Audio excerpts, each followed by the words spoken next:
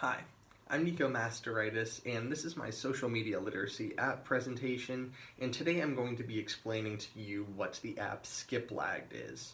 So in order to fully understand what Skiplagged is, in case you've never heard of it, you need to be familiar with the idea of hidden city ticketing.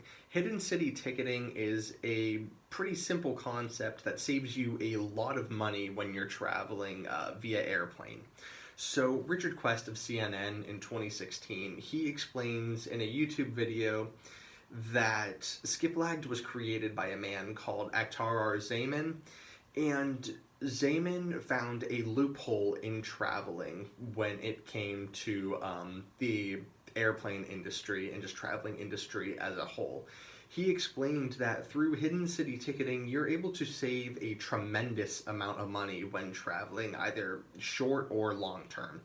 He basically put it as a way that instead of buying a single destination ticket from point A to point B, you can buy a destination from point A to point B to point C for a much cheaper cost. That sounds complicated, so let me break it down. So hypothetically, if you wanted to go to Chicago from Cleveland, that ticket could cost anywhere from $100 to $150.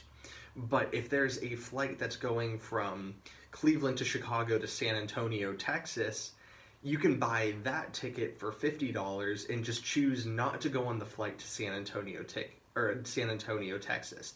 And that's exactly what hidden city ticketing is. You disregard the third destination and then you just go to the second one, and it saves you a whole lot of money. And that's the whole point of this app.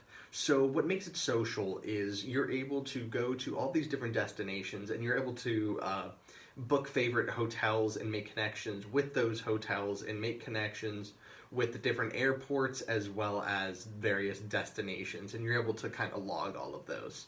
And I found personally it was a lot easier to do it on the computer than on the phone, because just the search engine and booking was a lot easier. But I mean, there is a component to both of those, and they're both overall pretty simple to use. And the video further explains from CNN that it primarily applies to business travelers because they're always in the plane and they have to do a lot of last minute booking, and last minute booking can be pretty expensive. So it's a lot of business travelers who are using this app, and it's a lot of just leisure travelers as well who are just going around and vacationing, where cost isn't necessarily a huge deal, but it's still a pretty big deal, and this app can save you a lot of money. I wouldn't say this app is necessarily addictive, rather it's kind of cool to see how cheap you can go across the country. Like, you can get round trip from here, Sacramento, and back for nearly like $50 or something. So I wouldn't say this app is addictive. It's kind of cool just to see where you can travel and whatnot. But again, if it's to someone who travels a lot and enjoys traveling, I could see why it would be addictive, just being able to get that opportunity for really cheap prices.